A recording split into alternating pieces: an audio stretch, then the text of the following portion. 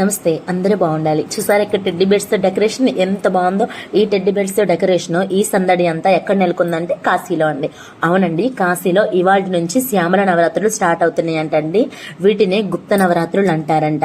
అందుకే అండి ఇక్కడ జనాలు సందడిగా ఉన్నారు. అయితే మనకి సంవత్సరంలో ఎన్ని నవరాత్రులు ఉంటాయని తెలుసండి? దేవి నవరాత్రులు ఉంటాయని మనకు తెలుసు. కానీ ఒక్క సంవత్సరంలో 4 నవరాత్రులు ఉంటాయంటండి.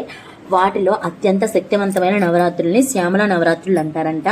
వీటిని గుప్త నవరాత్రులు అంటారంట. మామూలుగా అన్ని నవరాత్రులు మనం అందరితో కలిసి హ్యాపీగా సెలబ్రేట్ చేసుకుంటాం.